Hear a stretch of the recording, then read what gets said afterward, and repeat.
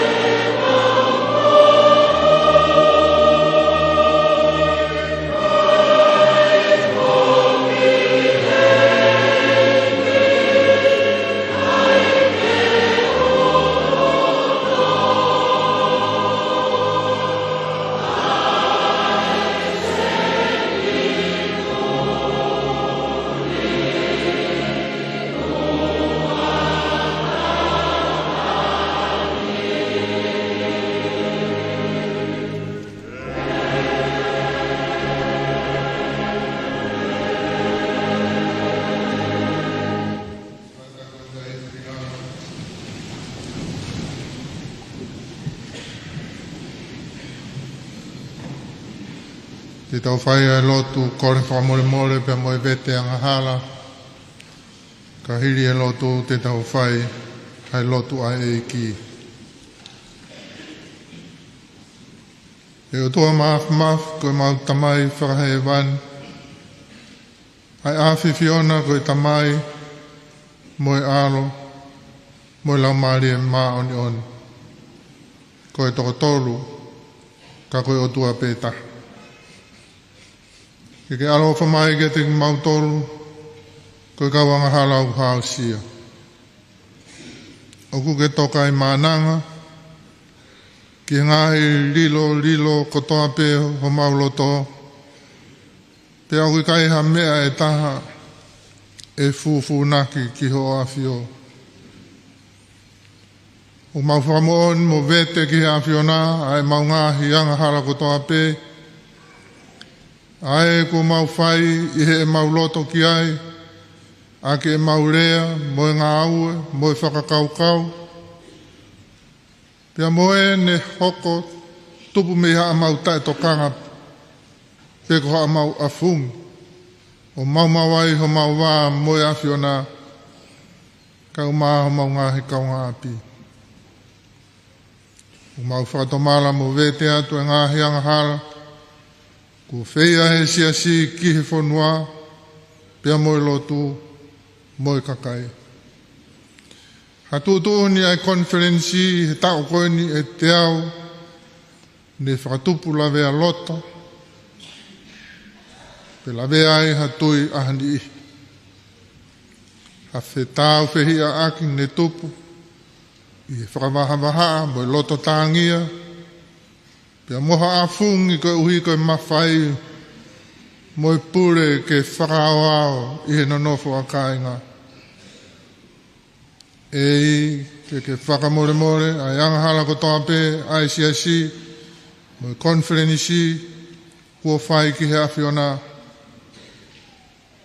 O mau whatomara whakamato ato, i lahi o e mau whai kowi, o e mau tarangataa ki ho whinangalo. Ko mau whaalau ai lelei ko e kowi, kia lau ai o wha ko e tau whihia. Ko mau whaasi tua ki ho ngahi lao maoni o ni. Mau fau, i ho mau ngahi fau ngā pe o mau tolu. Alo ofa eiki. O whamure more eiki mau tolu. O i kai koe uhi ko ha mau tau. Ka koe uhi ko e ope aho o aro ofa. Pea lava ike ufi mau ngahi anga kovi ko toa pe. A whei tararo mai, tuunga i e whai manawa ofa. Aho aro ke huhui ai e mau ngahi anga harafu ape. Aro ofa mai, lau maali e maani on. Tau kapa ho kakai, o kulotu mo huu ki he awhiona. Pea ke hoko ai hou ako ini o e whawhitai, mo e tuku kroria, ko ha whainga maali e ke mau whakalangilangi i ai. O huafa maa oni oni. Nau mau kore ni he huafa o alo. Ko mau whamo ui. Mo whakalaloa. Amen.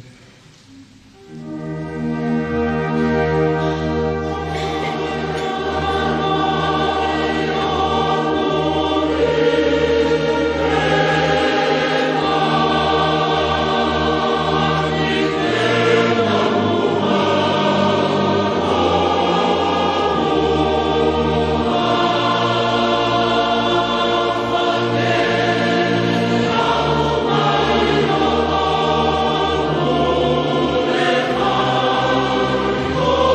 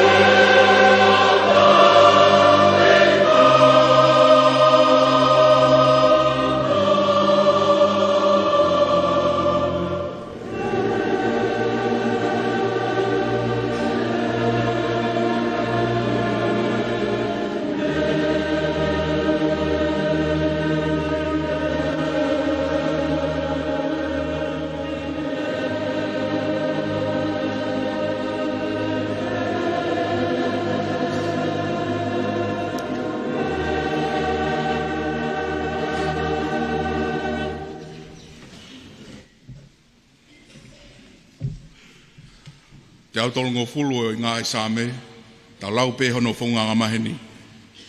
Me ngā he loloto ko tau tapa kia te koe e siova.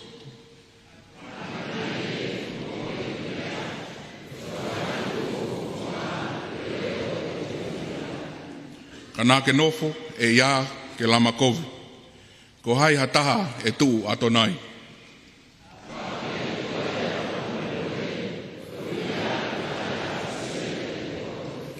Ko nofo aki tari kia Sihova e, nā nofo aki tari hoko la mari e, pia i hene wholofola nā ku amanaki pē.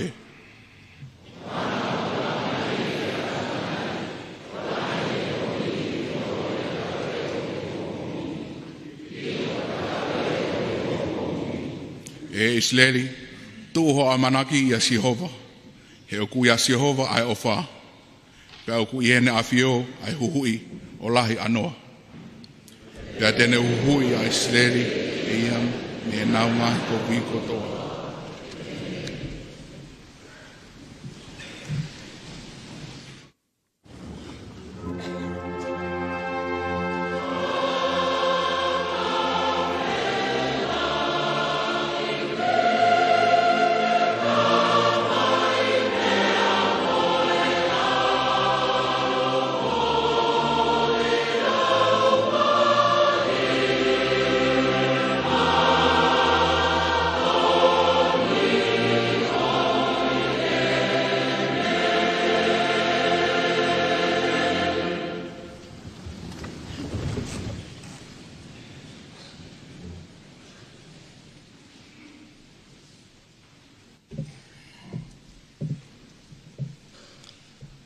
Koe re soni ono ua, o e tō wholofola malanga o e pompongini,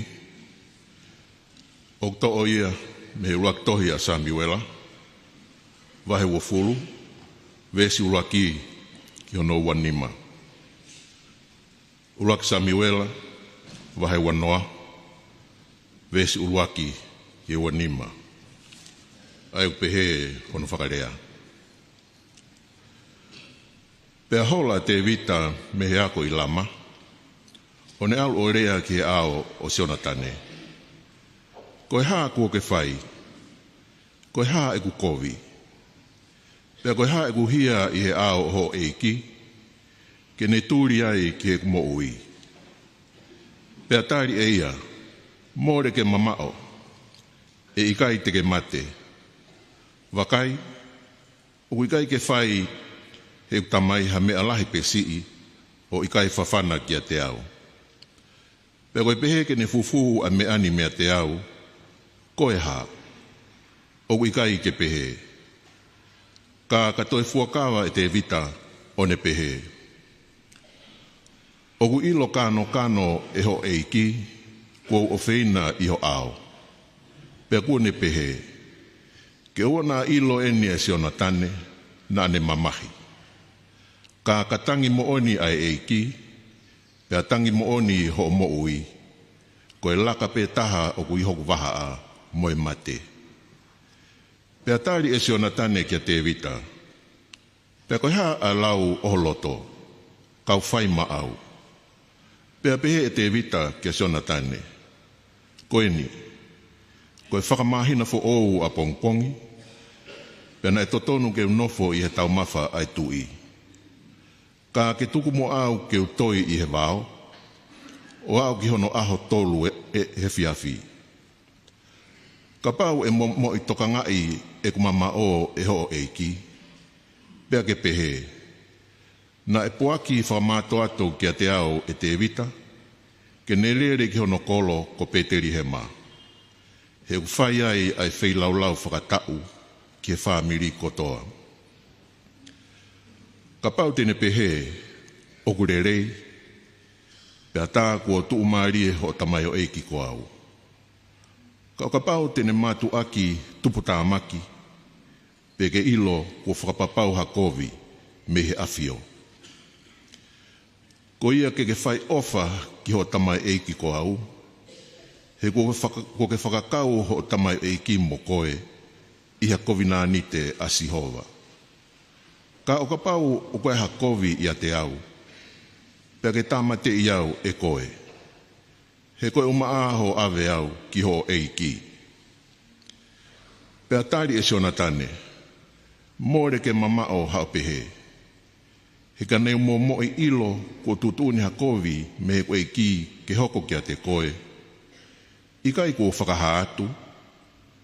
Pea pehe te evita ke siona tane. Ko hai tene whakaha kia te au, ka iloange e tari whewheka koe e ho o eiki. Pea pehe e siona tane kia te evita. Hau ke tao ki he vao. Pea na huki tua ki naua ki he vao. Pea pehe e siona tane kia te evita. Ko si hova e ai otua o Israeli.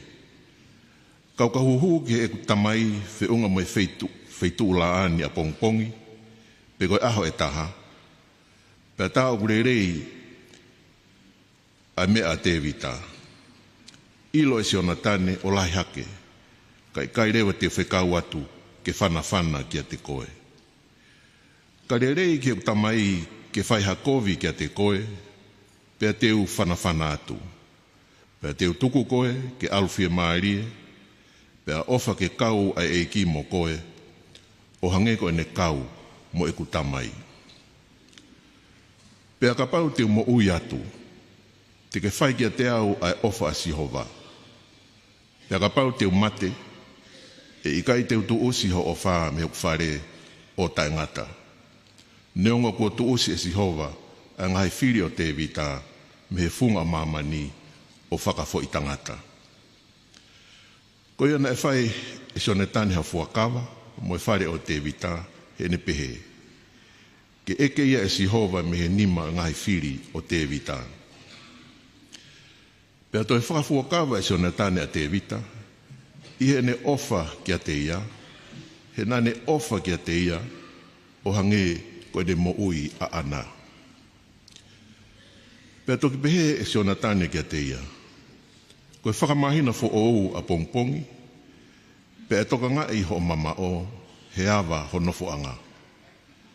Pea kuke aho tolu, pa ke aluhi forever, o au ke potu ko ia na ke toi ai, he aho o ngā ue. Pea nofo ofi ke whakatuunga maka koe. Pea ko au, te whana i hangahau e tolu ofi ai. O hange ko haaku whana polo. Pea koe ni, te whekauat ai tama, o pehe. Alu, kumi ai ngahe ngahau. Ka pau te mātu aki pehe ki e tama, o kue potu mai ko e ni ai ngahe ngahau. To o mua pe hau. He tangi ai mo ui a Sihova o merino kia koe. Pea o ikai ha mea. Ka o ka pau te urea ke tamasi i o pehe. Koe ngahe ngahau ena ki ko atu. Pe i alua. He kua whekau a Sihova ke alu. Pea koe mea ki he tārea. Au mo koe. Wakai. O kui hota waha a Sihova o taingata. Ko iana e toi a te evita i vau, pea i hoko ai whakamahina fo ou, na e nofo ai tu i ke whai ene tau mawha. Na e awhia e tu i hono nofo a, o hange ko ene whaawhai. Ai nofo a tau potu ki he horisi. Pea taki e siona tane a fotu, pea nofo a pina i tawhaaki o Saula, kana e hala ai tuunga o te vita. Ngata ngaia o resoni.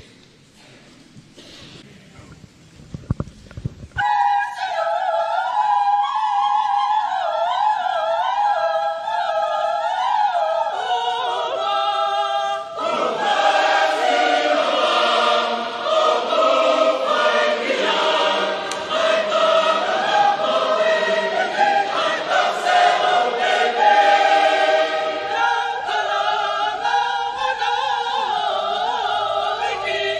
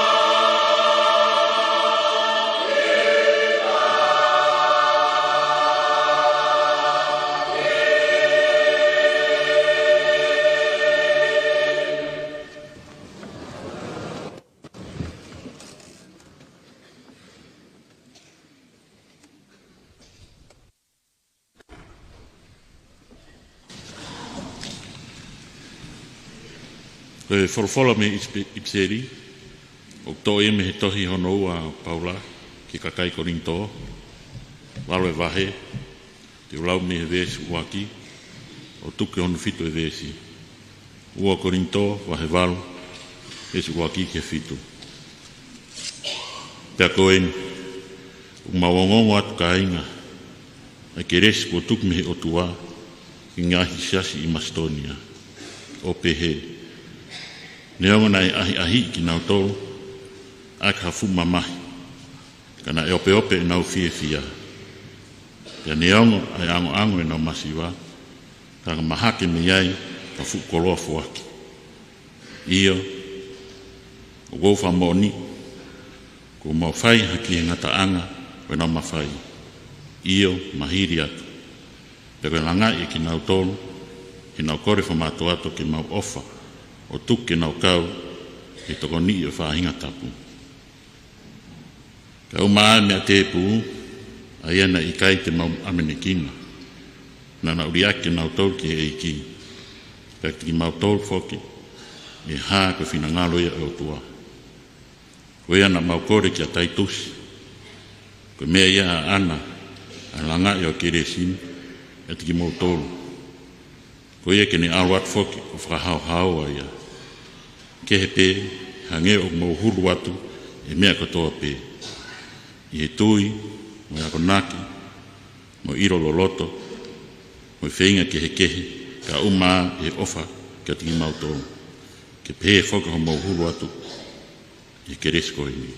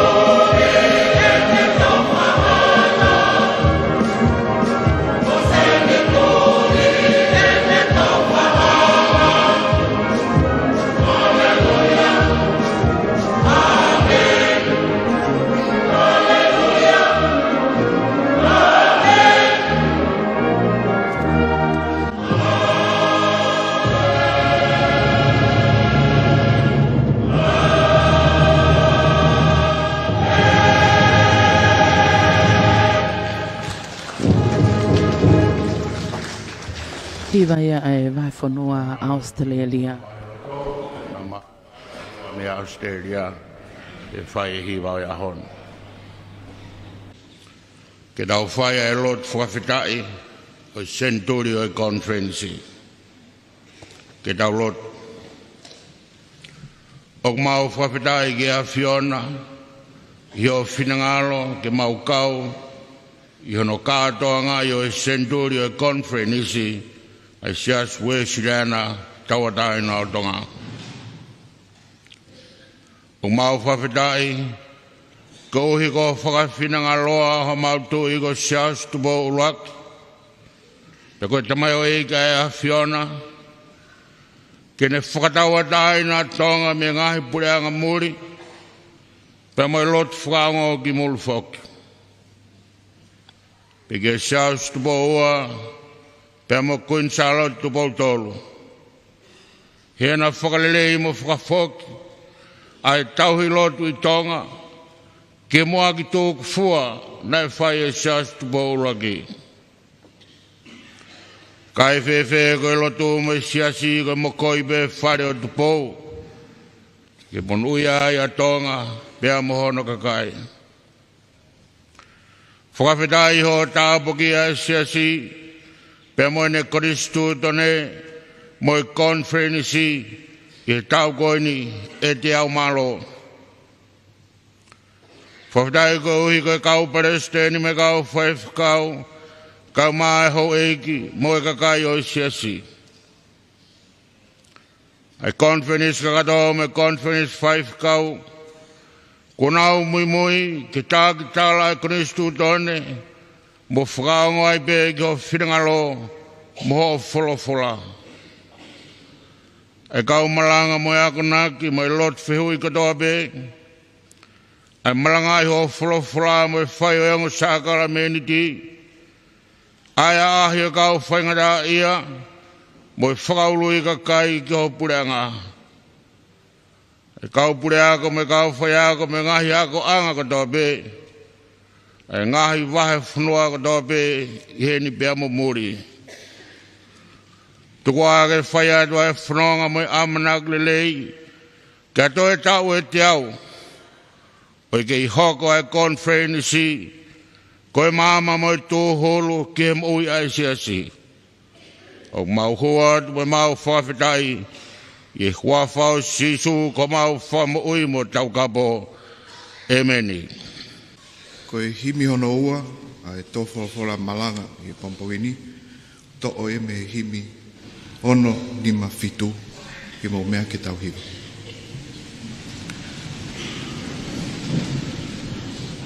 Te ulawat pe ai uruak vesi, ka taka mo hiwa mai toenga ai ngā vesi ki vesi whaosi. Si hova sāpati, hau o ngahi hau, ko ho talo ni o tu he tau kapa whao. O mau kau mo e angero he hiwa ta e tukua. Mo whamalo atu ki he tupu i o tua.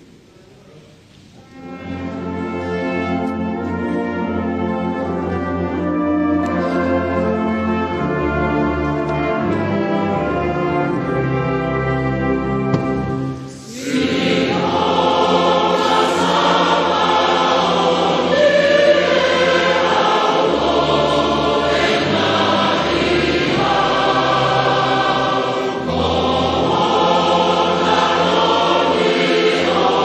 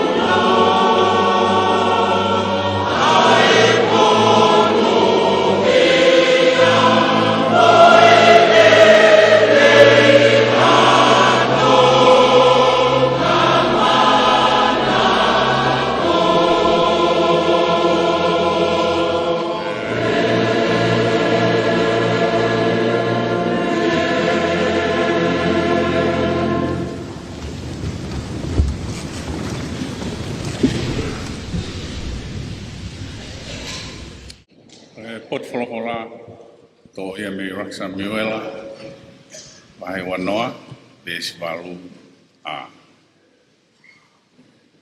Ko ia ke whai ofa ki ho ta mai o iki ko au.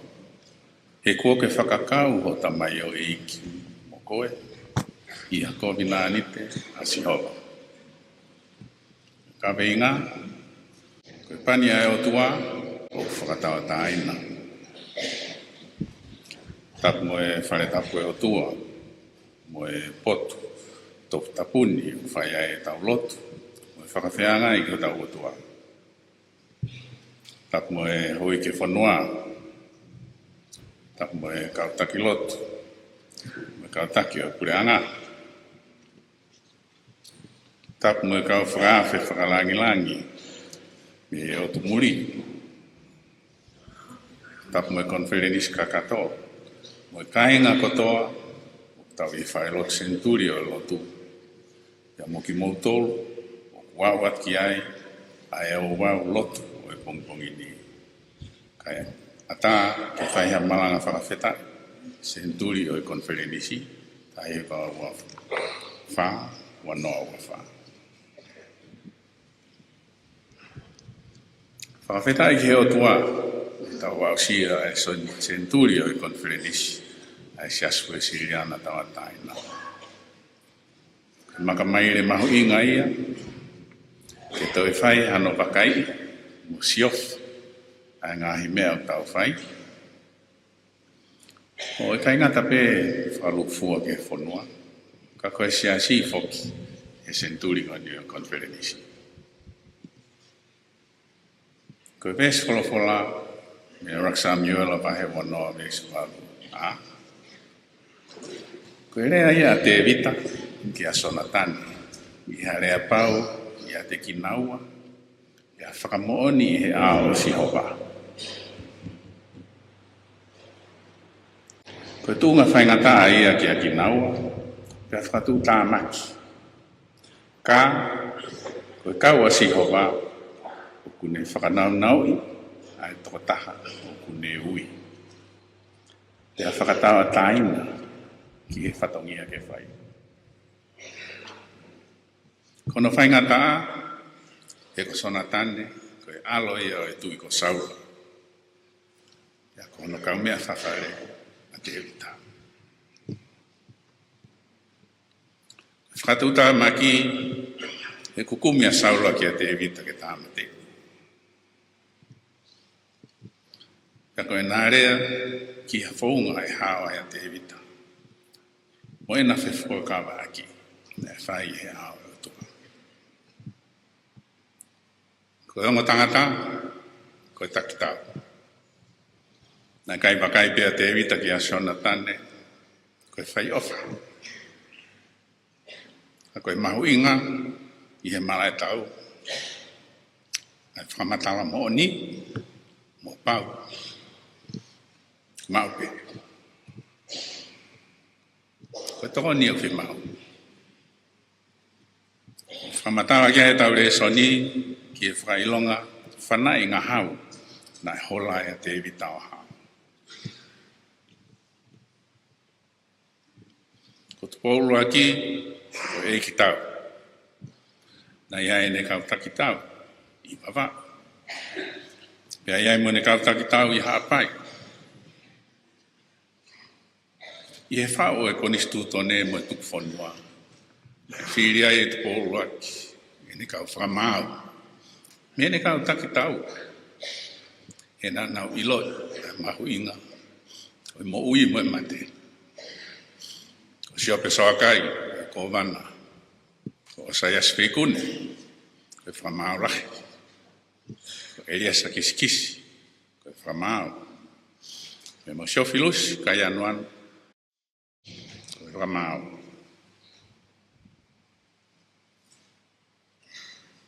Koe visone atu pōrua ki mātonga, koe tau ataina, ai tonga koto. Ke nau tahape i he lotu mo e whanua. O kumahina mai en i he moto e whanua. Tua, motonga, ko tofia. Ke ata atonga me he pure whakolonia o e aho ko ia. Pea mo e aho ni pe. O pau ke iai hako nistu tone. Ngahi lao. Whare area. Mo whiri hakakai na tau ataina ke area i. Ai ngahi lao ke pure i aki o nau kakai. Nai hoko ia ho tau ngahi whanua kau ngā api i hono pure i a Tahiti, mi Pāresi, Francais, ko Hawaii, me Washington, Amerika. Pea mo Fisi, me London, Britania. Koe me koe ngahi lotu lalahi, nau whakamamawhai, ai tohi, moi lau konga. Koe uhi ke lava e kakai, o lau e wholofola, mo talango fua ki ai. I he taimi o tau whahau, hiria hano paptaiso i hapai, na e rekoti he kau misinare,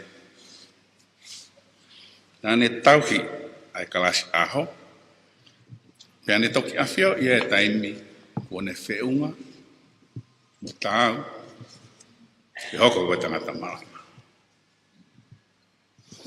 Mange e ua ko ratu mo more o tau ngahi kupu. E neongo tau ngari tokolahi whiunga pe. Ta koe tokolahi, o kui kai ke nao longa moui, o kau mai, o hange koe ngahi kalasi a koto i tapu. Na e mahuinga ki atu pou ai lotu, ako, mo e whakalakalaka i he pure anga whakatui. O kai here soni me he ua o i pseria Paula ki he kakai Korinto. Ai keresi, ua tuku he o tua ki he ngahi siasi i Macedonia. O whotu mai he ngahi i pseri, ai ulungaanga tau. Toka te rine totonu. O ne o mai, ai ua wanga taha i he siasi. Uha he mamahe me he ngahi siasi i muri a kai ngā lotu. Koe uhi, koe kehe o e ngahi anga, mo e nau te whito i tui, mo e whakaukau. O hange koia, koe tari, o e kau mari tatau, ki e nau hoko koe kau whaiwhikau. O whakamahino mai, e ngahi me ani, ai ke mahu inga tatau pē, ai ngahi te whito i tui a siasi, o ange ko ia, o tala mai he whorowhora. Mo e taimi ko ia, e kamata e siasi tongani. I he ako, o whapaanga pe he siasi, e ne ngahi api ako. Pea ngā ulahe whia mau, mau inga, ke holoki ki whope, ki he mea o tau malama whakapaanga. O kumore, e tau ataina ke whai hawhiri, o ka pau i kai ko kita o te totongi. Pea i he whakalakalaka, kua whai a whakatutu ki a konferenisi whakatau e tolu. Pea tau e tolu e tāna ki o misnare. E tau e tolu ke whiri a Palestine. O whema wāke ke i whiri se kei tari, pe te tau liliu ia ko halakanga tūpau. O ku kia ngata pe i he tō o e hoko lerei atu e ngā ue mi whatongia o e sikeritari. Tau tō e whakamasiwa i ngā ue i hono o mai e toko taha o fuwhi ma o ia ki e tawhake. Ko ha toko taha o ngā ue whakasikeritari o ku i kai whie ma o ia ke whaiwhekau. Kai nofo taha pe ki e whakalere mo pure e ngā ue ma ai Palestini. Teu i e upepa ki ngā i whakataha. Mo e ngā o e kehe mai Palestini. Tēne hoko, ko e whihoko taki anga, mo pau, me i he Palestini, ki he Palestini. O i kai whakawhalala, i he whiri o e Palestini. I a tārewa sekeritari ki e nofo taha pe, ki ene ngā oe, o tatau pe, mo hono whakatata e Palestini, me ngā o e whakaet mini. Aia, e lawa pē hata hake whakahoko. Koe kowhina ni te atu pōru aki, ai tuku e whanua ki langi, koe whalokunga kere kere. Nā e tō, koe whanua ia. Kia whakamooni, ai ngahi ki tau tōru me kere kere. Ai a koe kakai tonga, koe kakai whai kowhina ni te. Kia kei hoko hoko mai pē ia, i e whanau, mo e whanau, talu e tuku whanua i pōhono. Koe tō ai o wha, koe whakatau taina. Whatuku fo o, kai kei taha pē. O kei tū pē tawa manaki i a si homa. Koe tau ene te au o e konferenisi. Koe sāme o e aho ni, koe tangi ki he o tua, o ku ofa. Whakamore more. Ia tēne huhui a Isleri, me ngāhi kōwi kotoa.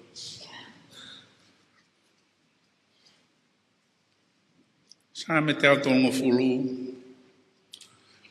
nai hiwai koe antema, i he fiafi, nai kau atu ai a sione wasere, ki he lotu e fiafi, he whare lotu Sā Paula i London. Nai fuongo i māwhana, i he antema. Ia koe taha ia, o e ngahi au sia, nai ngāi aki he o tua, ke whakaawa hono loto, ki hoko hosperi o i whakamui. Koe ngahi ngā hauena, kua tō atu. Koe whailonga ke alua. Ka kosi hoba, o ku ihe waha a sonatane mo te evita, o tae ngata. Koe whi ofa aki, mo whi tauhi aki, nai kai ngata pe ia i he pekia a sonatane. O pehe pe ai mo ui a kokinani te nai whai e tupo. O kui kai ngata ia i he pekia. Ka o ku mo ui, hoko hoko atu pe, he ngahi tōku tangata, o a o mai kia ki tau tōru. Ke tau tau a tāina, kai ke i taha pe, i he lotu, mo i whanua. Ke tau hiki he o tua nā ne whakatau tāina tonga, mo whakanau nau, ke whaihono whina ngalo. Koe keresi kua tuku, me he o tua ki ngā siasi Macedonia. Hā mahino mai, i e ngahi rea, whamatalai. Neongo, nai ahi ki nā tōru, i hafu mamahi. I e whehia nei kina, ma tau whakaloto whanua. Kana e ope atu e nau whia, pia neongo e ango e nau masiwa, kakamahi hake me iai, hafu koloa whaki. Koe langa ia o e keresi, o kulu atu he mea kotoa pe i he tui, mo e akonaki, mo e ilo loloto, mo e whainga kehe, ka e umaa i he ofa. Ke pehe e whoki, ho mo hulu atu i he keresi koe ni. Koe kakai, ko pani he otua, o kune whakanau, mo whakataataina. Koe whanua, ko whakataataina me he ahala. Ko awe ohi ki e whamiri o e otua, e wholofola, me lau maari e maonioni, koe uhi, ke tupure kina, o ausia e maonioni, mo e pure ana, ai otua. Amen.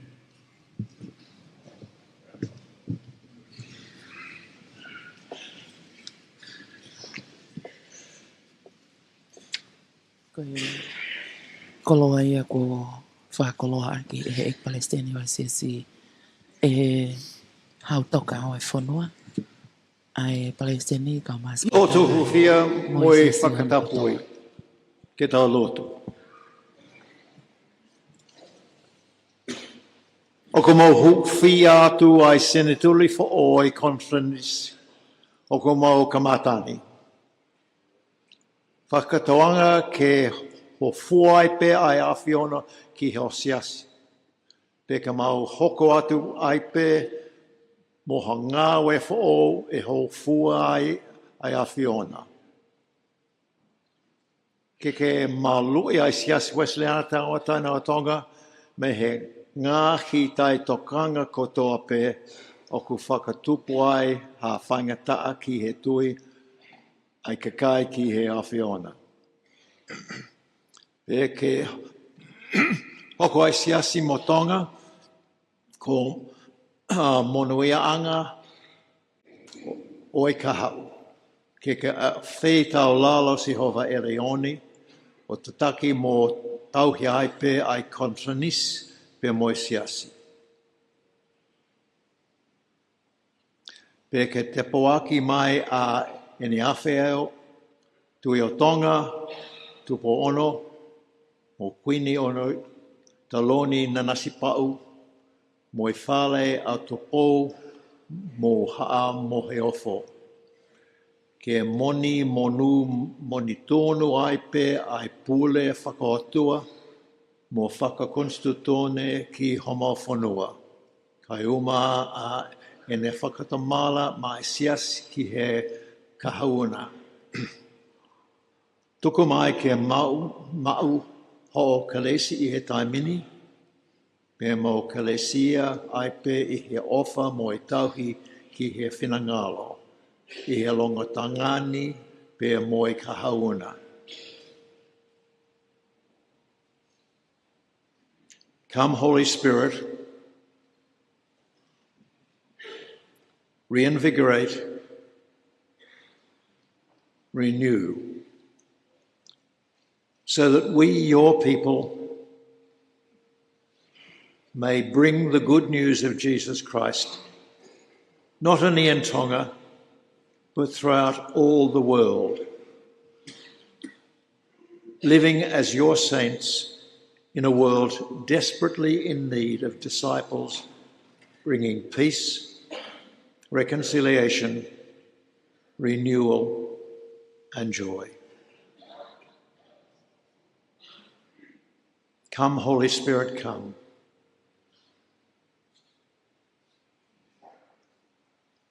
Ko e mau hu ia i he wafa o sisi kalasi, ko ho alo, ka ko homo whakamui. Amen.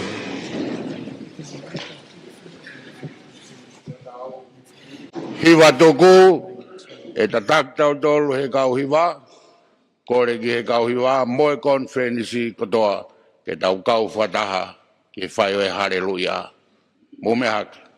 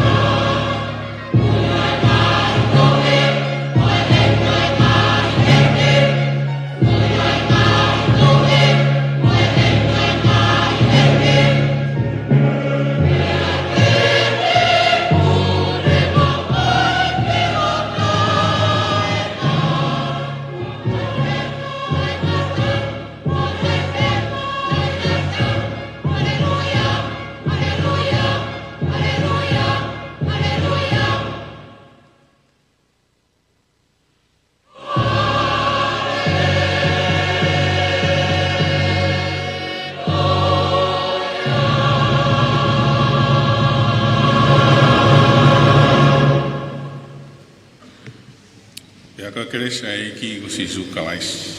Mo e ofa e atua. Me feo he la maari e maoni oni.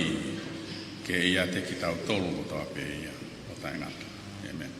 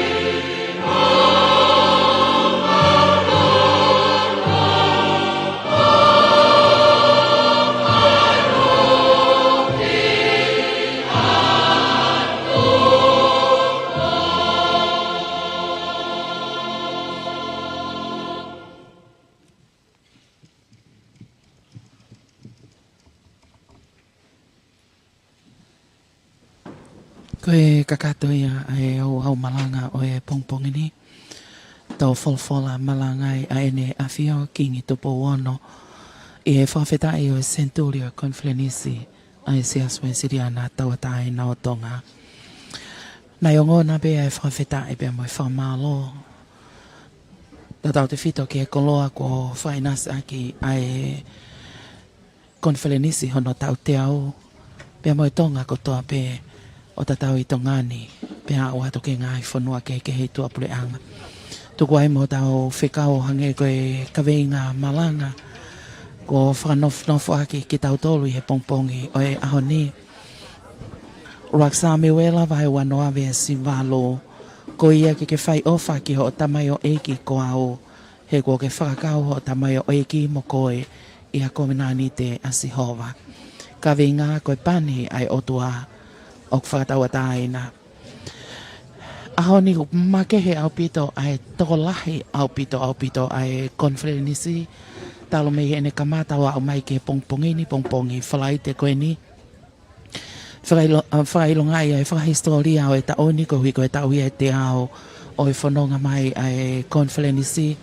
Talo mei tahi waua wha pe whanonga mai ai o au mai ke ahoni. Tau mai ana e whaingofua. Ka ko takitaki mali e otua e whanonga ai whangawaka o e CSC ka o maa ai wharia lea o e lotu pia mo e Conflenisi foki o au mai ke ahoni. Pia ko ene whakahistoria e o ko lava mai e kakai tokolahi mei toa pule anga. Hange pe ko ia mo mamata mai ki ai he tau live streaming. Tokolahi au pito kau whalau mei Nusila kau whakataha sa o tata kau maa ai CSC metotisi tolahi au pito. Pepe ai kau whalao me i kare me i Amerika, kau mai kau whalao me i Australia. Mo ngahi whaitu ke pe toa preanga, kau maa ki nau tolu nau lava mai me ngai o tu motu i Tokelau. Tai vietu ko ai whamalo loto honga i a lahe mo oni, me he pule o i whaleni kau maa ai kau ngau e kotoa, ai le teo walfitu poine nima e whaema. Mo tolu kotoa pek mo whaitoko nia, talo me he kamata o e konflenisi, o e tau ni, tau o e senturi pe aku makeheange, ai tokoni mo e popo mo whakahoko mai, o atu hanga tonu ai i he le teo kau maa ai tau pesi Facebook a Broadcom FM Broadcasting, ke mamata mai ki ai funga waka kotoa pe mo e wesiri ana kotoa pe mo mamani furi pe. Whamalolo ta honga ia ki a Oksana Tatafu, ki San Francisco ki Amerika. Whamalo atu mo e honga ia lahi mo oni. Whamalo ki a baby Amato Chiunia Moli ki Apiko Penili ki Palo Alto, California. Whamalo atu ki a tek motol, ko hi ko e vai melenga mo whai pea o mai ai ofa koeni ke whamafola hanga tonu atu i e tau ki i le tio walfito poine nima e whaema. Whamalo heni ki he funga vei momoni livestream ki Redwood City ki California, Amerika. Malo au pito ai ofa pe mo e tokoni, pe mo e popo, pe mo e fua ki au fua toko mo whahoko mai. Ina sei ai kotoa o e kaunga aue ai le teo walfito poine nima e whaema. O ko fie whamalo ia e pupunga lose o e evangelio ki o kalani Nusila.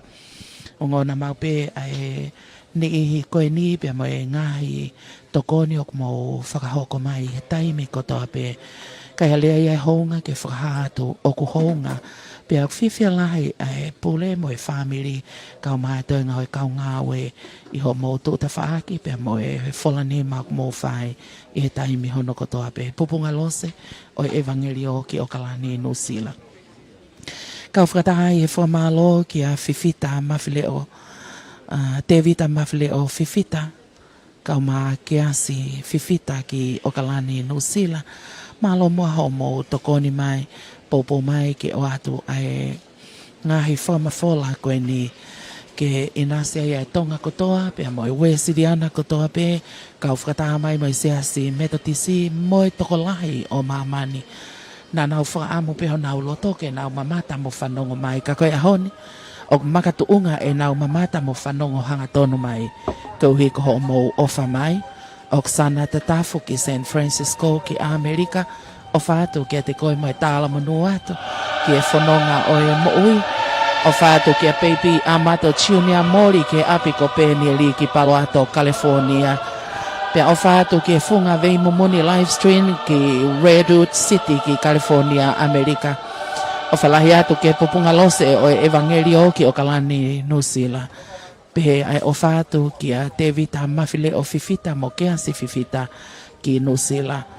Whamalo atu, malo au pito ai ofa moi tokoni. O ana ngatahe. O ana ngatahe ai tau whengawe aki mo ai tau whiawha aki. Mehe ahoni. Ai tau whanonga whakataha pia mok mautolu. Hono kotoa. Tuku moa ke mau ki lepa atu pe he kai te mau tatau atu he te tau te kau whakataha pe he hoa ilo o he hoa tani.